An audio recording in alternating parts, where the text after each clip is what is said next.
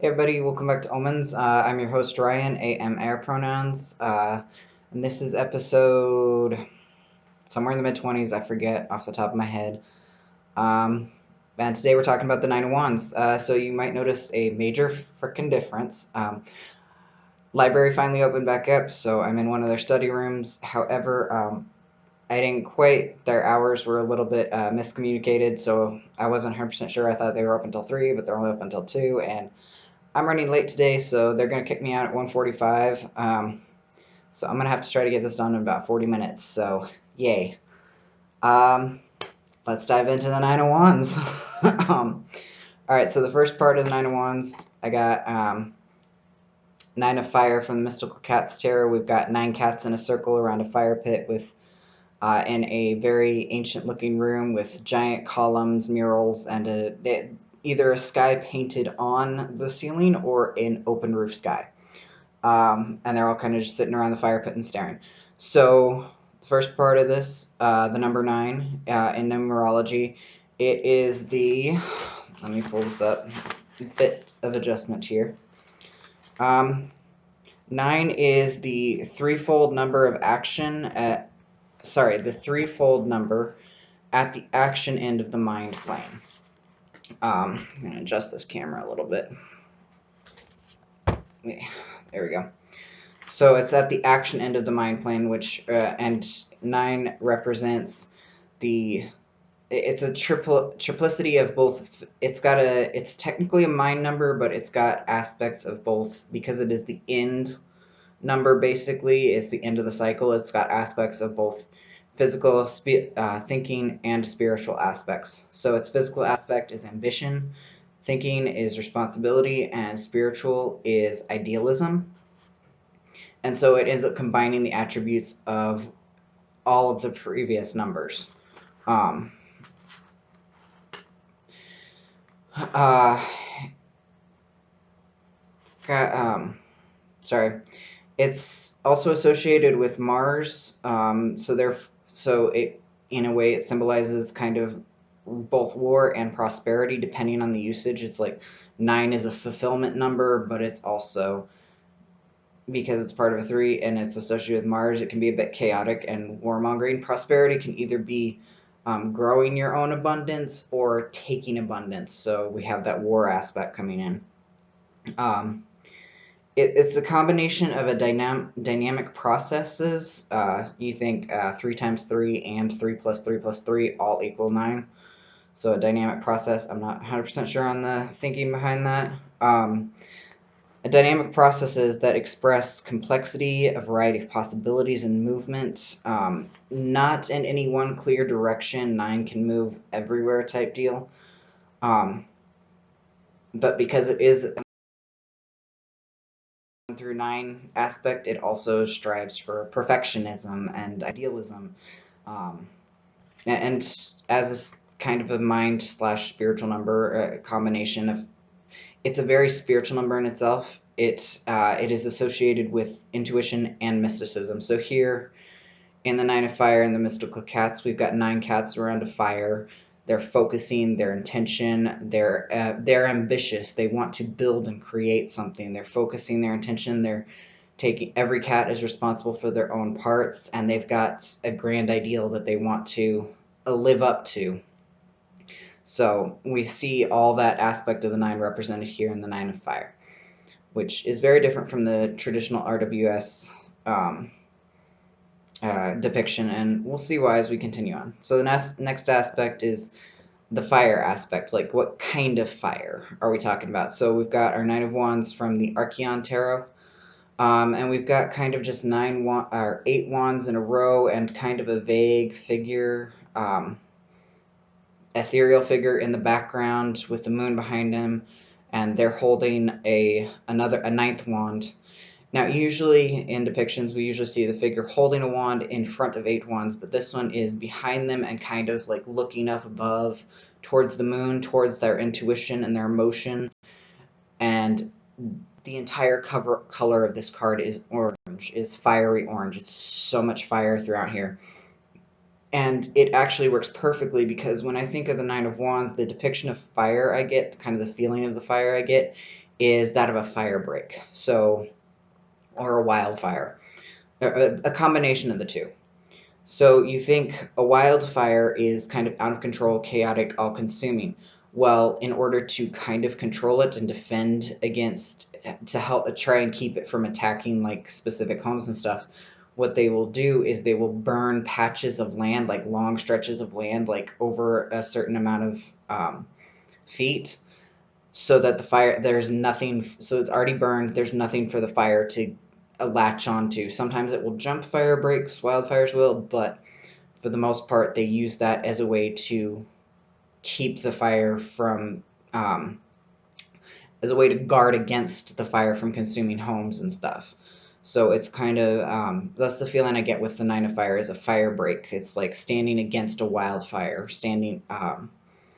creating destruction in order to keep from even worse destruction from happening. And that's kind of the feeling we get here. Is these 8 wands are kind of actually guarding against this chaotic wildfire we have here, which is, and we're not sure whether this ethereal figure is in control of the wildfire and trying to overcome these obstacles, or if they're trying to guard against the wildfire. They're kind of in that weird aspect. It could be either or, depending on the situation and what pops out at you first when you're actually doing a read with this. Alright, so trucking along here.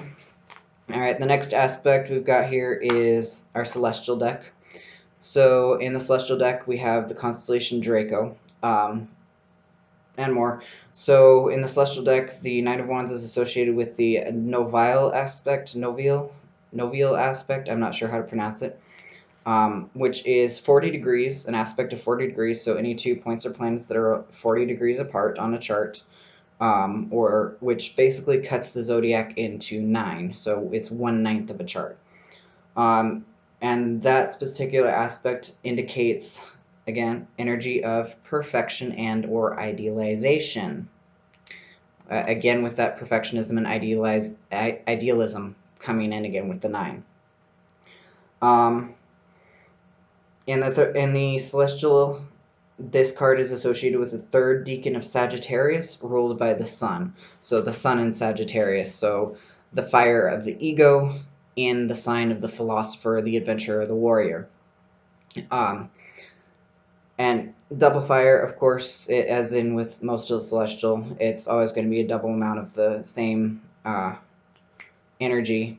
So we've got the dragon, Draco, in charge as the constellation.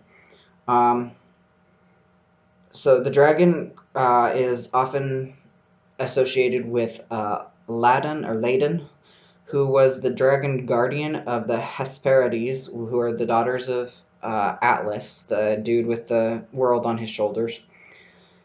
And they all together, who guarded the Hesperides, who guarded Hera's apple tree, her golden apples and whatnot in her garden.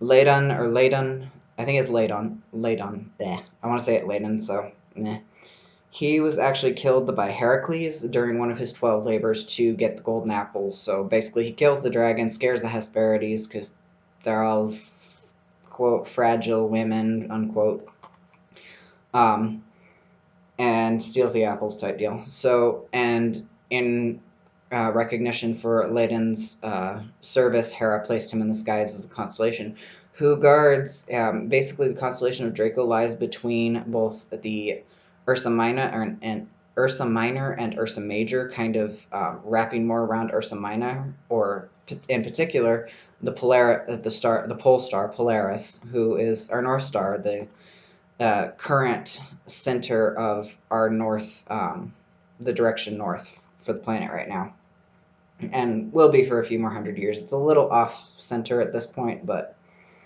it'll still kind of be the North Star for a while longer. So another myth has him as actually one of the Titans who, during one of the Titan Olympus wars, was one of the Titans who attacked the gods, and Athena or Minerva killed him and threw him in the sky. And so, yay, now he's still a constellation. I kind of like the Guardian idea better, and that's more strongly associated myth with him. he's kind of just seen as guardian Polaris, and also in the celestial and or again an obstacle to overcome, because you think the knight who fights and overcomes the dragon type deal, that trope. Basically, either an obstacle to overcome, a guard to overcome to gain the quote apples unquote that you're looking for. So you can put yourself either in the dragon's position or in Heracles' position, depending on. And to be fair, while the dragon didn't deserve to be killed, Hera was kind of a bitch to Heracles, which, at least in the mythos we have, which is, yeah, like I said, always interesting.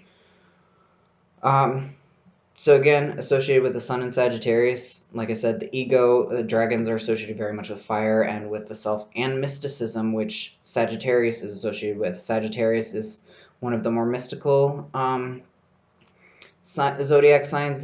It's actually a little bit more aligned with alchemy than mysticism per se. It's the philosopher, the knowledge seeker, the searcher.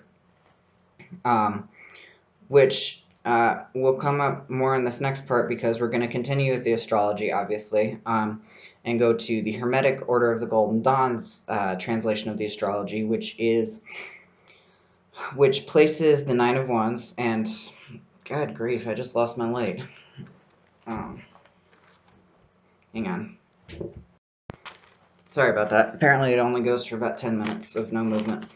So where was I? So in the Hermetic Order of the Golden Dawn, and here we're going to use my good tarot, the good tarot, Nine of Fire. And here we have kind of a medieval Renaissance looking lady with a flower crown, loose dress, long sleeves, holding 3 stars that slowly get smaller, like she's holding them from kind of a chain, and there's fairies, or no, sorry, those are dragonflies, kind of dancing underneath it, and there's glitter and whatnot falling from it. So she's kind of guarding or holding on to this precious light type deal in a dark and gloomy cave all around her, and she's kind of looking at the stars with some awe, with a degree of awe. I'm not sure how well you can see it. But in astrology, the Hermetic Order of the Golden Dawn associated the Nine of Fire, or the Nine of Wands, with the second decan of Sagittarius. So instead of 20 to 29, it's 10 to 19. The middle decan, right in the middle of it. I'm not going to go into decans right now, because I'm pretty sure I've gone into them before. Like I said, I'm on a bit of a time crunch. So the second decan of a Sagittarius in the Hermetic tradition is associated with the moon in Sagittarius. So kind of the opposite of the sun. Well, not so much opposite, the other side of the coin of the sun. So whereas the sun kind of represents our ego, our core self, our ego and our core self, the moon represents our intuitive, emotional self that we kind of keep hidden. It's like you don't get to know about it unless we're very close. You're very close to me type deal. It's our comfort. And then the Hermetic name for the Nine of Wands is the Lord of Great Strength. So if we put together the Sagittarius and the moon, Sag is, like I said, the explorer, the adventurer, the philosopher, and the moon is intuitive, reflective. So, and as the tarot and astrology book I have pointed out, Temperance is the ruling card of Sagittarius. So Temperance requires both the light and the dark, both two sides to be explored. So we're thinking in the Nine of Fire, how that comes out is someone who has gone into this dark cave, has gone and explored the dark recesses of themselves, with the light leading their way, with the light of their knowledge and their want to explore leading the way. And because again we have dark, and this is she's not rushing forward. This person here, she's not rushing forward. She's slowly going in, exploring. She's looking at stuff. She's more like kind of an archaeologist as opposed to an adventurer. She wants to look into every nook and cranny and get an idea of what is actually going on here, what stuff is. So in that we see the moon's influence for reflection. Um, well, yeah, reflection, taking a moment to actually look at things and explore. It's like it's actually very nice. Here, I have a bit of a quote. Here, the moon's influence allows fiery Sagittarius the deep reflection he so craves. The blend helps us build a fortress of strength for the wounded warrior who may have lost the battle but plans to win the war. Now, that last sentence is kind of a little more associated with a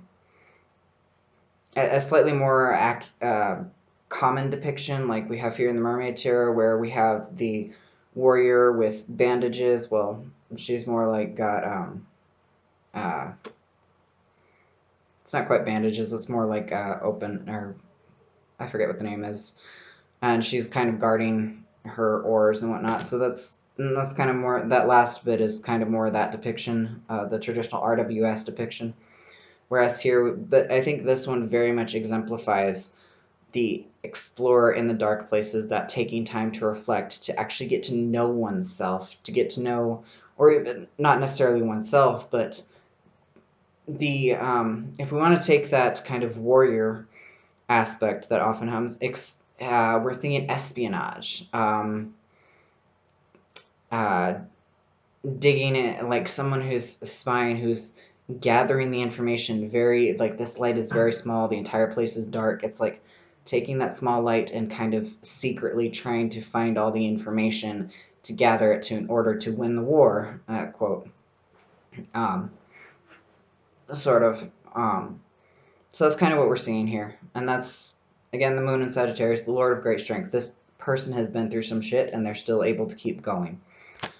So yeah, that's kind of the astrology. Let's move on to Kabbalah, which we are going to be using my Mermaid Tarot, which, again, we've got a mermaid in kind of a veil coat-like thing that's whipping all around her. Her hair's whipping in the wind. She's in the Mermaid Tarot. The wands are oars with kind of branches coming, or branches of coral coming out the very ends, the end opposite of the flat blade of the oar.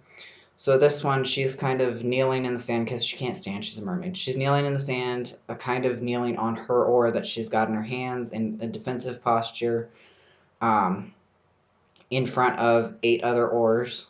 Or is that 8? 1, 2, 3, 4, 5, 6, 7, 8. Yeah. 8 other oars that she is guarding with her life, pretty much. And she looks, you probably can't quite tell on camera. Oh, there you go.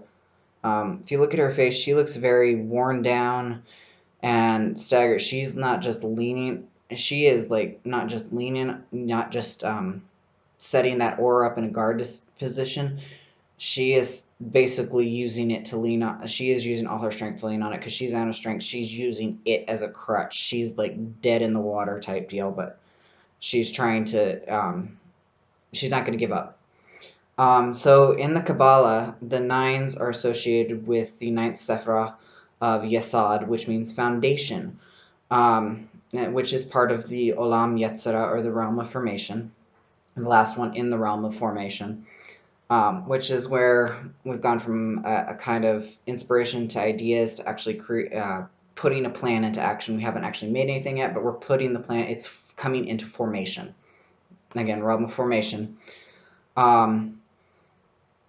And more specifically, this foundation is associated with the unconsciousness. How we feel about our foundation, how we feel at our foundation, at our very core, will manifest itself in the outside world, no matter how much we try to, oh, not really, I'm not really this way, but it's still going to come across in your actions and your body language, even though you may not want to show it or mean to show it. It's still going to come out. People are still going to, it's still going to be noticeable. Maybe not overtly, but it's going to be there. So that foundational core is what Yesod is associated with. That foundation, how we actually set the foundation, the unconsciousness. So here our foundation is, she is worn out and she's defensive and guarding. It's also associated with our instinct because of its unconsciousness, what we really believe, which our instinct again is associated with the moon. So we have again that moon in Sagittarius is a lot more common than the sun in Sagittarius. Though honestly, the sun in Sag does also kind of play into this a bit. In the Nine of Wands specifically, Tarot and the Tree of Life book I go from kind of put this as expecting a repeat of old patterns of harm and hurt, guarding our wands or our wounds. I literally thought that said wounds, and I know I wrote down wands. While at the same time eyeing them with suspicion. And the example Isabel, I forget her name, and I don't have the book. Put was one example she gave was how she'd been on a date with a guy, and at the restaurant they were in, the stage, like the actual entertainment, was kind of in the way of the waiters bringing food and whatnot. So she went ahead and after a little while went ahead and ordered a second sherry or a drink or something before dinner, and the guy who she'd been on a few dates with already, who hadn't even seen her drunk, much less kind of tipsy, just went in full inquisitor mode, like, how much do you drink? Do you cook with wine? Because his ex-wife, who he had divorced for being an alcoholic. So he was automatically, as soon as he saw that she was more than one glass, he was expecting the same patterns to repeat, and it threw him into that defensive mode. So that's she associates very strongly this Nine of Wands with our foundation, our instinct of harm, of hurt, of because she's like, you can associate wands not only with fire, but with passion, with our sex drive, with for example, another one she used was she often sees this card pop up when someone has been sexually abused, usually family or usually by family, often as a young child. So you kind of see where that guarding defensiveness against any further hurt comes from. That's very strongly how she sees this one, and I can see that, and other things too, not just that. I can't think of any other examples off the top of my head, but well, for example, if you've been hurt in general, if say like your first boyfriend or whatever have you, your first romantic partner really broke your heart, you're going to or one or two of them really broke your heart, you're going to be guarding your heart to the extreme max. Like, you're not going to want to let anybody in until they absolutely 100% prove themselves. It's like, that's what this is going on in this one. It's like, I'm guarding, and you better prove yourself fully before you can come in. So Yesod is the second to last Sephirah on the Tree of Life, but it is beyond the 10th one. It is the next one most closest to physical reality. So it's where things actually settle down into foundation, where things they settle down into our consciousness, into our modus operandi. They're some of the hardest stuff to change, honestly. Easiest to recognize, or, well, maybe even not the easiest to recognize. Maybe that's just me. But not always the easiest to recognize, not always the easiest to change. In fact, kind of the hardest to change, because it's so core to us, so core to our foundation. All right, and on that note, we're going to keep going on to the Kabbalistic angel, which is Hahasia, sorry, which means God, the impenetrable secret. They're one of the principalities. Their psalm is 104:31, and what they do, Hahasia, elevates souls. So again, the elevation of spirituality. They elevate souls, reveal mysteries of wisdom, governs chemistry and physics, and can reveal secrets of the Philosopher's Stone and universal medicine. So a very mystical related angel, but also again with that 9. 9 is also kind of a number where you kind of go out and you're connecting with other people, because if you think about it, as Libra is the ninth zodiac sign, and Libra is a sign of relationship with others, not huge community deal, but kind of just relationships in general, no matter what kind of relationships. So 9 kind of has that echo, though it's also kind of closely associated with Aquarius. It's also associated with Aquarius, in that those connections can be global. So 9 is a little bit of both. So Hahasia, wow, I went into that. Again, elevates the soul, reveals the mysteries, reveals the revelation of mysteries. So we're thinking occultism, we're thinking spiritual mysteries, we're thinking we're thinking monks type deal, like Buddhist monks or Christian monks, basically the type that go away to abbeys and spend years just contemplating spiritual mysteries. That's kind of what Hahasia is about. Any person born under Hahasia will love abstract sciences and be attracted to natural knowledge like animal, vegetable, mineral. They'll distinguish themselves in fields of medicine and make great discoveries and cures, apparently. So Hahasia is the sole guardian of those born from 4:40 to 5 p.m., the moral guardian of those born February 21st, May 9th, July 20th, September 30th, and December 11th, and the physical guardian of those born from November 25th to 29th. So, honestly, a very interesting feeling angel. God, the impenetrable secret.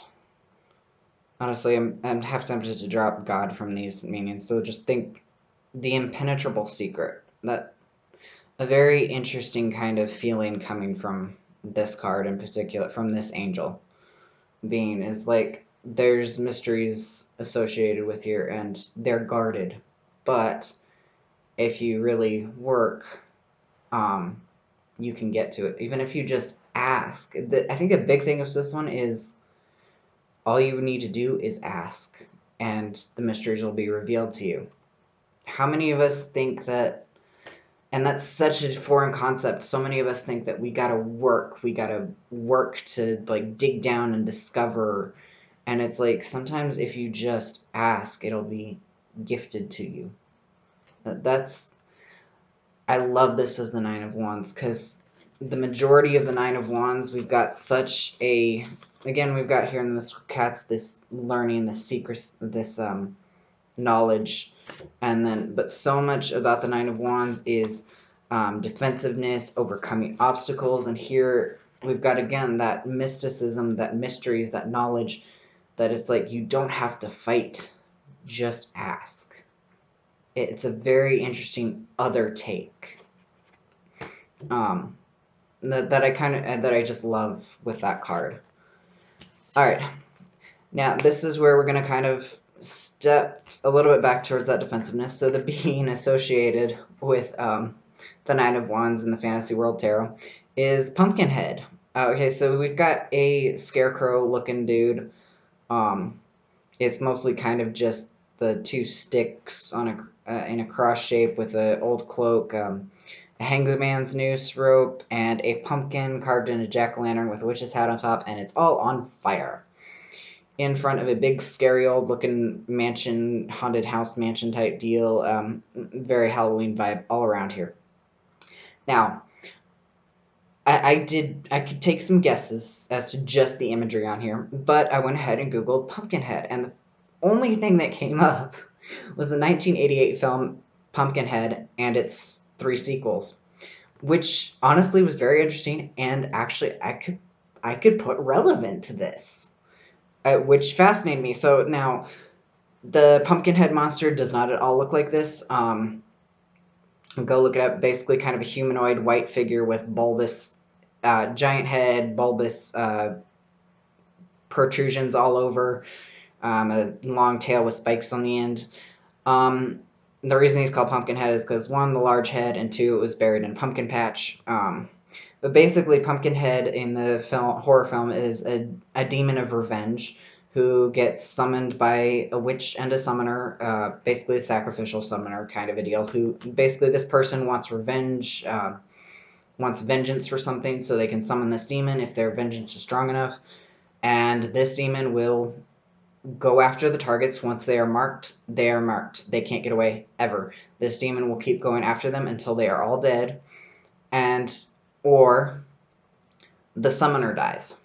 In which case, when they're resummoned, they'll go after all the previous marks, and then the next one, they'll basically, Pumpkinhead will finish the job type deal. The interesting thing about this, however, about that demon in particular, is, what was it? I actually had it on my phone now that I think about it, but basically, the demon sadist enjoys taking their summoner will start to feel and experience what the victims experience right before they die. And the demon itself, if their summoner gets hurt, they feel it. So quick and easy way to get rid of the demon before it finishes its tasks is to kill the summoner, or have the summoner sacrifice themselves. And there was apparently a bit in the lore there of how this summoner, if Pumpkinhead finished the job, the summoner would turn into that demon would be free to would basically release into the ether, and that summoner would actually become the new Pumpkinhead to await its summoning. Basically, it was the cost of their soul, like in a very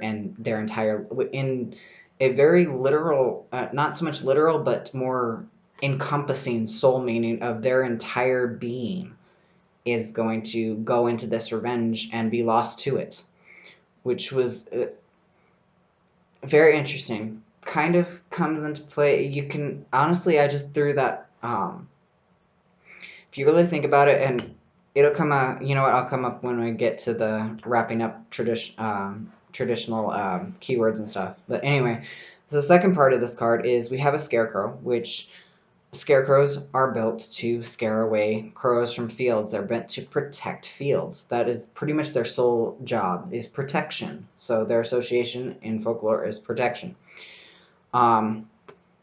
Pumpkins, when carved, are used for protection. So the jack-o'-lantern, more specifically, to scare off evil spirits, which is part of the reason we use them during Halloween. They also grant wishes, love, and prosperity as their association, but I'm more particularly interested in the protective aspect and the warding off of evil spirits aspect here.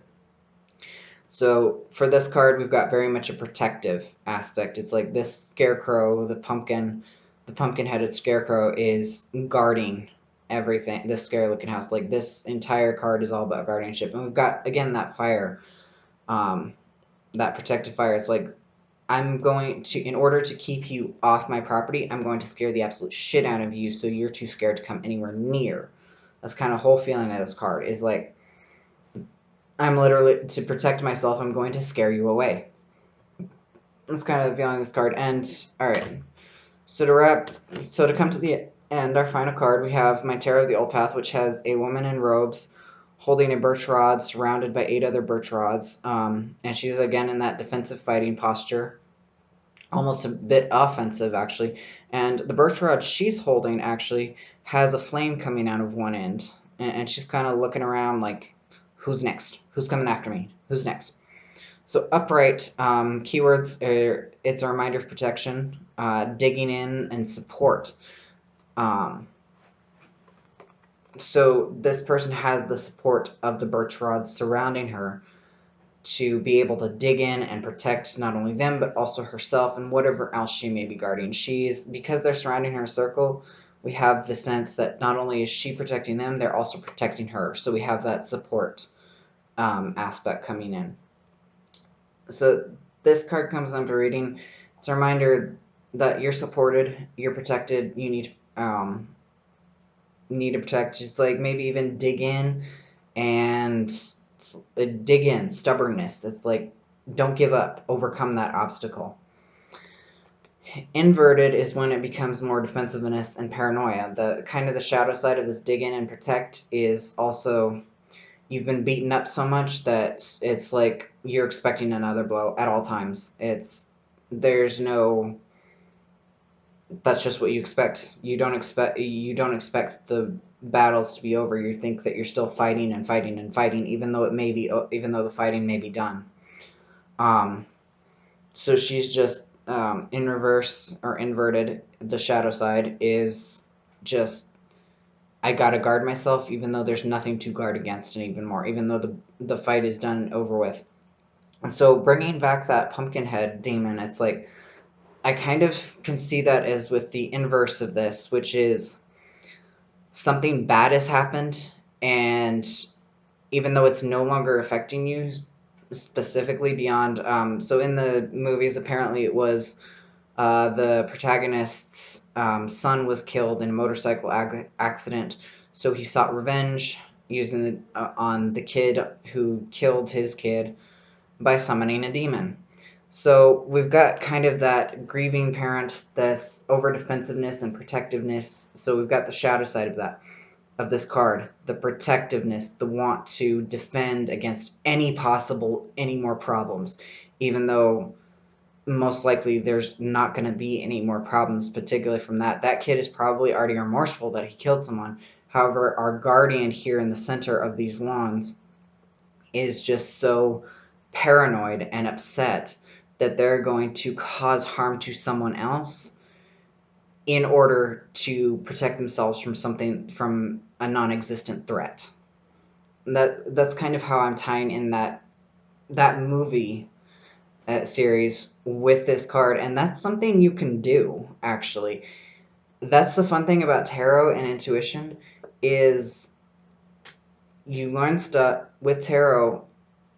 Tarot is a story, it's story scenes. And if you look back at my Tarot 101 videos, I explain that tarot is scenes of a story. It's tropes, and it's like, so you can associate movies, TV, books, games, anything that has some sort of a form of a storyline or a trope of a story, even if it's just a small section. If you can apply that to a tarot card, if when a tarot card comes up and you see it and you associate with that, that's not wrong. That is exactly what life is. Life is stories upon stories upon stories, all built together. And that's why tarot is so applicable to the human experience, because tarot is a storybook and life is stories.